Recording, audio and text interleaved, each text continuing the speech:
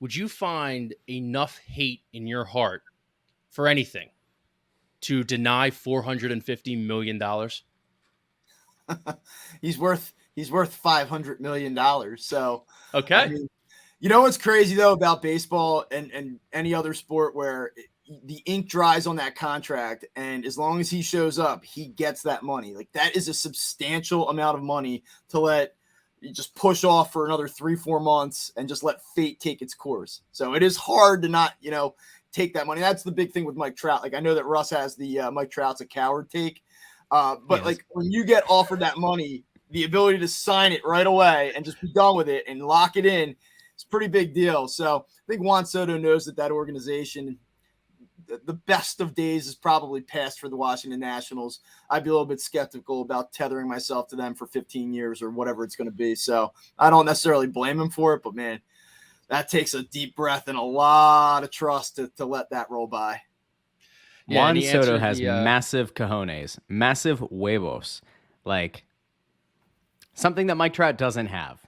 I hope Mike Trout enjoys living off in irrelevancy on the West Coast where nobody watches his games, nobody gives a shit, because no one cares. No one knows. Mike Trout's the greatest thing. Nobody sees Mike Trout play. He's Connor McDavid. Well, actually, he's a less talented Connor McDavid in his sport. And who cares? The guy that everybody likes on his team, Shohei Ohtani, is the one that gets all the attention now. He just put himself... He's a less accomplished Connor McDavid? He's a less talented Connor McDavid. He's less talented. McDavid is... like a 3-time MVP. McDavid's he's the best generational talent. You can make the case that, like, McDavid in raw skill is the best player since Gretzky. Can you make that case for Mike Trout? Like, is Mike Trout the best player in the last 40 years? You know, when you're growing up, there's like talking dolls with the strings, and you pull them and they say things. Like, Russ has like he's like a troll. Like, the Allen Iverson step over was overrated. Yeah, he just goes, Mike Trout overrated. Like who else? Derek Jeter, not a winner. Those were. I mean, Joe what has Torre's Mike Trout teams. done though? I don't.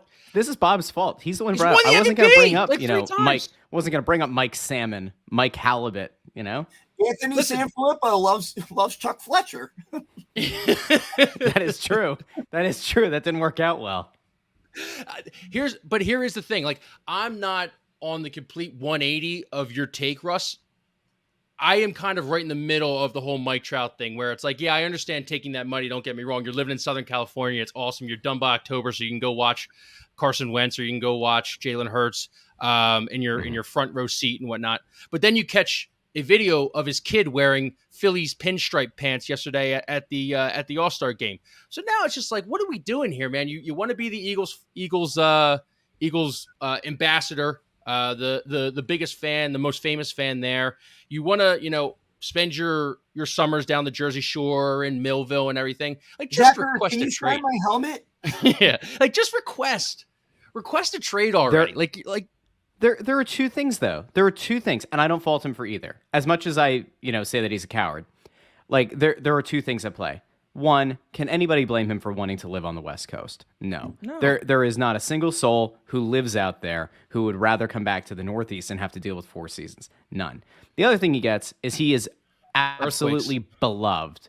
That's true. He's still beloved by this fan base. He comes back here and plays like dog shit, or he has an Albert Pujols thing where he goes from the most dominant hitter in baseball to a shell of himself, or even to like 60 or 70% of what he was doing out there. You don't know that. And if that happens, then he becomes, up there for one of the biggest, bust contracts in the history of professional sports. So, like, I don't blame him. I just think that, like, you can't flaunt this whole, like, idea of being the Philly guy, have the opportunity to go to Philly, and then be like, nah, I'm just going to stay here instead. Okay, counterpoint. He wins his 4th MVP, and now he's the most beloved cult figure in Philly's history. We could all play this game where it's like he could come be a bust. He could come be awesome.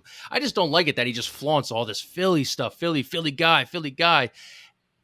And, the pizza sucks out there. Bagels suck out there. Earthquakes, wildfires. Like, awesome. Like, the West Coast is cool. But besides the wildfire that happened in Jersey, like, we don't get that. We got all that out here.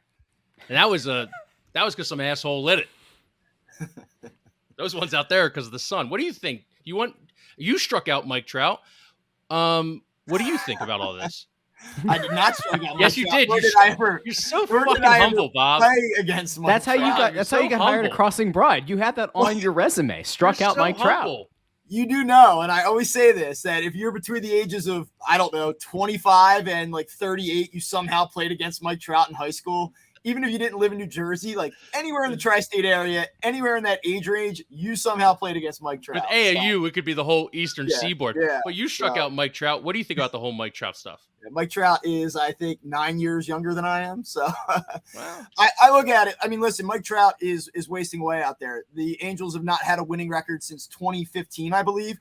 And there's always that tweet meme out there that's like, Shohei Ohtani did something that's never been done in the last 108 years of Major League Baseball, and Mike Trout is 24 for his last 27 with 14 home runs, and the Angels are on a 9-game losing streak. I mean, it's the same thing every single year, and they actually got off to a fast start this season, and you thought, all right, maybe they'll finally be relevant.